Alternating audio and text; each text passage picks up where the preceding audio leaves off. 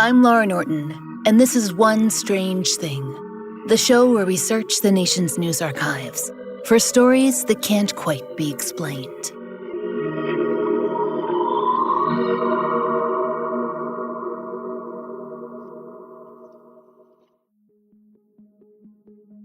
Strangers. So many of us treasure our keepsakes, the things that really help us recall moments from our lives that we might otherwise forget. It's the same reason that objects of no particular monetary value, they become family heirlooms. Something as simple as a ceramic elephant prized by a great uncle, or a handkerchief embroidered by your grandmother when she was just getting the hang of her stitching, that can become a piece of them, and it helps you remember. We people, we cling to quite a lot, don't we?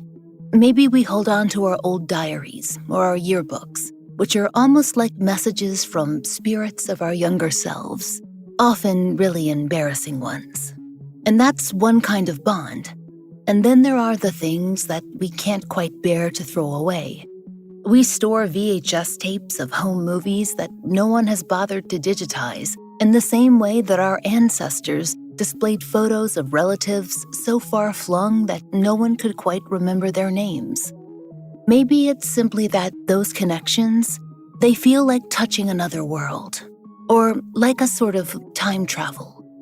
The funny thing about being alive is that we don't realize that we're making history for the next round of folks who are going to experience it. And yet, we do know to hang on to things just the same. Our mementos become theirs. And the digital age has created a whole new genre of memento, hasn't it? Pieces of our own lives, of the blogs or Tumblrs that we've forgotten about, those old photo accounts that we stumble across, or even people that we thought safely in the past, who can rise to the surface like unnerving historical bubbles. And then there are our connections to the dead, too. They've been digitized along with the rest of it. There are, of course, those online memorial pages where we can leave our condolences or read the words written by others, or ancestry sites where we can connect via research to people who we never even had the chance to meet.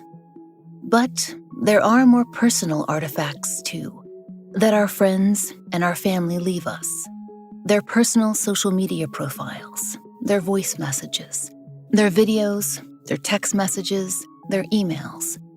Just like letters or cards, we can revisit those snippets caught in the electric ether, and we can remember. Instead of filling keepsake boxes or closets with albums, we're stacking the cloud with our electric presences.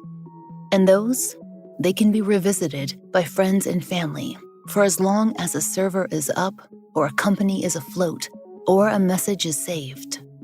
But sometimes, we do more than just revisit the memories of our loved ones that have passed. Or perhaps, rather, it's the other way around. We believe that they, our friends and family, actually visit us. And the digital age has created entirely new ways to pierce the veil. Today, we want to tell you the story of a man named Jack Froese. Jack grew up in Dunmore, Pennsylvania. That's a pretty small town of 15,000 or so. It's where he went to high school, and he got his associate's degree in recording and sound engineering a county over. But he settled back in his hometown. According to his obituary, Jack died in June of 2011 at the age of 31. His death was sudden. He had a heart attack due to arrhythmia, and he was mourned deeply by his family and his many friends. Jack was a loving father who had a wide range of interests. He built and he rode motorcycles. He loved tattoos and animals, and especially music. So much so that he played in a band with some of his friends. In public memorial comments, people described Jack as funny, great at playing guitar, someone to look up to, and they expressed shock and sadness that he had died so young. Grief, the experience, and the expression is so often insular and private, even with all of the connections that the internet has brought us. our social circles still remain small on a comparative scale. Maybe we stay connected to a few hundred people that we might have lost touch with without the aid of Instagram or Facebook, Snapchat, TikTok, or email. But still, we, as strangers, we wouldn't have known about the life and the death of Jack Froese all the way up in Pennsylvania, even with the aid of all of that social media. Our paths, digital or otherwise, they simply wouldn't have crossed. Well, we wouldn't have known about Jack Froese, except for one strange thing. Months after Jack died, his loved ones, they began to receive messages from him. And as you might imagine, well, they didn't know what to make of that. According to the BBC, some of Jack's friends got emails from their buddy in November of 2011, about 5 months after he passed away. The recipients included Jack's best friend, Tim Hart, who'd known him since high school, and his cousin Jimmy McGraw. He also referenced another friend named Sean Lowney. According to the Times leader, each email, quote, contained information only the recipient would know about. Tim Hart, Jack's best friend, said that he was still grieving Jack that fall. It was late November when he received the missive. He told the BBC, "I was sitting on my couch and going through emails on my phone, and it popped up, Jack Froese, and I turned ghost white." When Tim read the subject, it was simply titled, "I'm watching." And according to the International Business Times, the message was short. "Did you hear me? I'm at your house. Clean your attic." Sounds like gibberish, right? Well, wrong. Tim understood that perfectly. As the Times Herald reported, he'd taken Jack on a tour of his attic not long before his friend's death. You see, Tim was remodeling the space, quote, to become a master bedroom, and Jack joked that it could be his room someday. In his conversation with the BBC, Tim said that he hadn't thought about that exchange again, not until he got that email. No one else had been there, just Tim and Jack. Tim told the BBC that it was, quote, the second to last time that Jack had been in his house, and that Jack had remarked on his dusty floor. Now, Tim's email had been strange enough, but Jack's cousin Jimmy received one that was perhaps even more unbelievable, because it referenced something that happened after Jack passed away. According to ABC News, Jimmy's email, received on November 21st, referenced an injury that Jimmy had gotten just a little while before the message arrived, a broken ankle. The full text of the email was shared with BBC, and it was longer than the one that Tim received. "Hey Jim, how you doing? I knew you were gonna break your ankle, tried to warn you. Gotta be careful. Tell Rock from me, great song, huh? You're welcome. Couldn't get through to him, his email didn't work." Jimmy said that only a few people knew that he'd broken his ankle. As for that reference to Rock, that was apparently a nickname for his other cousin, Frank, and a few different internet sources claim that Frank had written a tribute song to Jack after Jack's death. The third friend referenced in an email from Jack was Sean Lowney.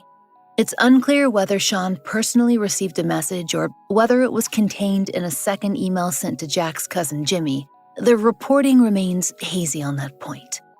Anyway, Sean had been working on a special project for Jack.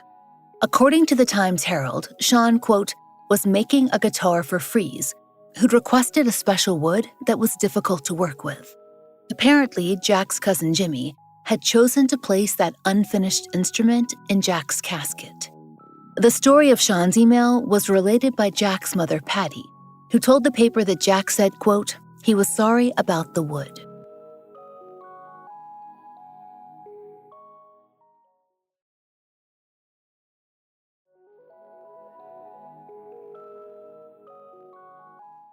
After Tim and Jimmy got their ghostly correspondence, they felt like they had to go and speak with Jack's mother. It was possible that someone had hacked his account or even stolen his computer. Even so, they couldn't shake off the oddly personal nature of the messages. What hacker would know that Jack had been in Tim's attic? Per the Times Herald, when they went to see Patty, she was understandably shocked. Jack's computer was where it had been for months, quote, unplugged under the chair in his bedroom, and no one had used it since his death. Per the BBC, the family consulted with each other, but there wasn't anyone who said they knew his password. Now, they did try to check his computer, but it wasn't much use because they couldn't log in to see any activity. So, what did Jack's loved ones make of the emails? His cousin Jimmy told the BBC, "I'd like to say that Jack sent it just because I look at it as he's gone, but he's still trying to connect with me, trying to tell me to move along, to feel better." As for Jack's mom, Patty, she told the Times Herald, "I guess I want to know why I didn't get one. I guess it bothers me a little, but maybe one day I will get one." As for his friends, she told them to think of the messages as, quote, a gift. Back in 2011, Jack's friends and family told the Herald, quote, they were hopeful the emails would resume. But as far as we've been able to find, no further reports came in, just those messages from November, with a few last words from Jack, and then the flurry of reporting that followed.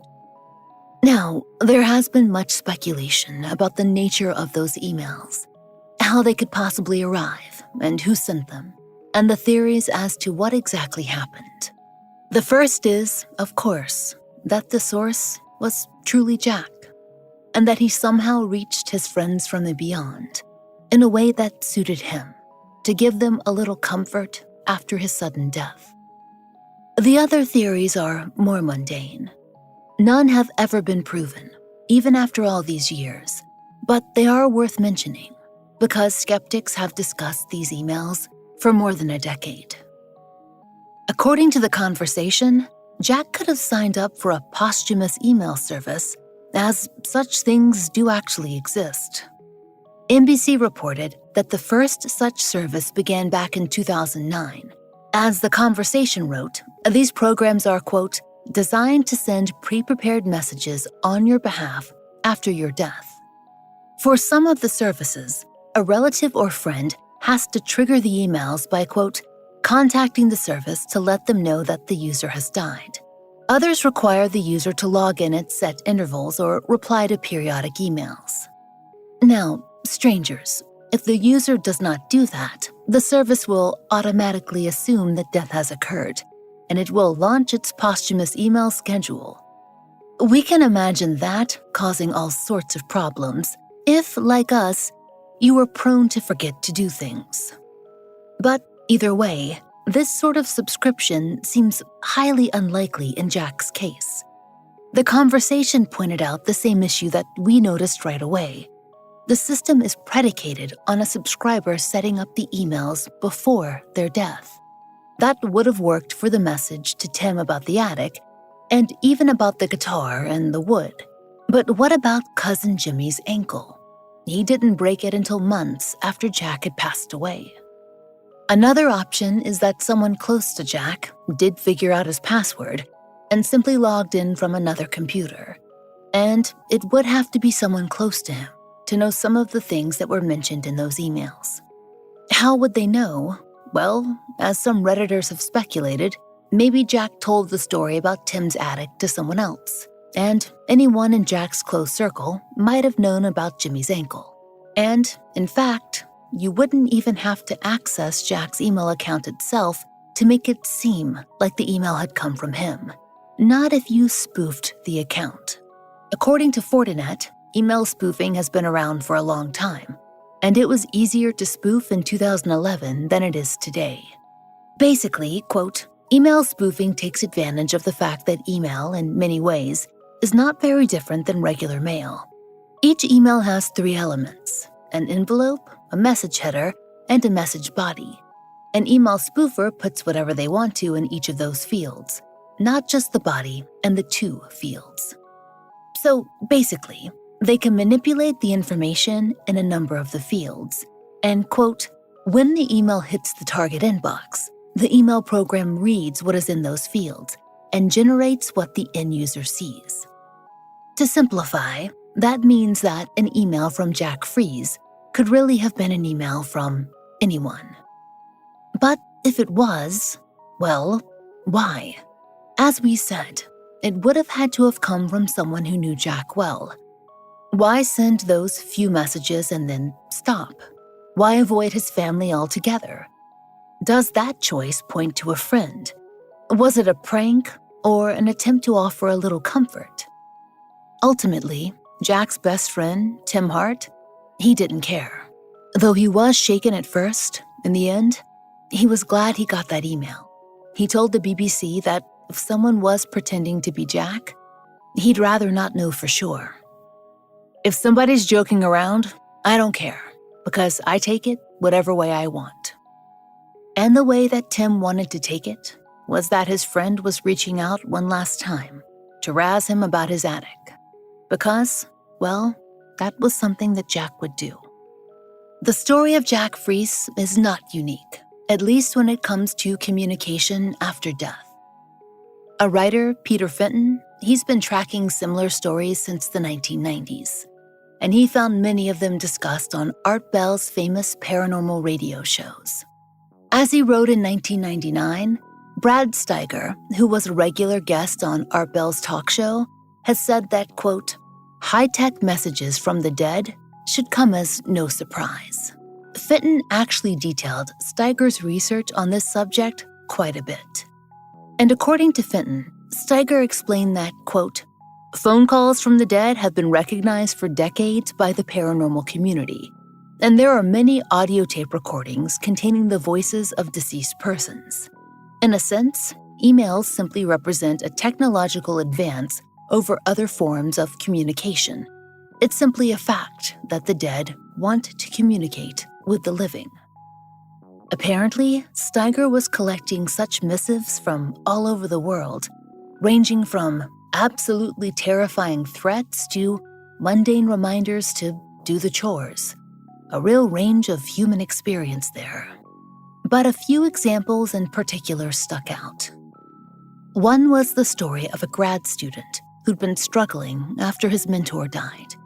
This student, a scientist who had no interest in the paranormal, was shocked when, quote, a subjectless email appeared on his home computer.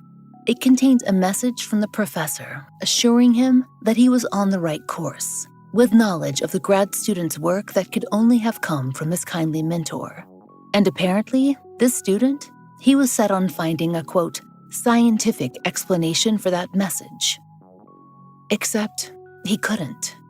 This was before the days of those posthumous email services, although we can imagine a few creative explanations for the email, including the spoofing that we discussed earlier. But maybe it was truly a message from the beyond. We found a few more examples here and there, but none were quite so striking and specific as Jack Froese. What we think about most is how his family and friends decided to approach that mystery. They briefly spoke about it with the media, and then, well, they just decided to let it go. They tried to find out what they could, but without a concrete answer, they were willing to accept that it might simply be Jack being Jack, and they felt lucky to hear from him one last time, in whatever odd way the universe had deemed appropriate. As Jack's mother Patty told the Times Herald back in 2012, all I know is that this makes everyone feel good. Weird things happen. And strangers, maybe that's the point of not exhausting a mystery. It leaves those who experienced it changed, for the good, and with some comfort.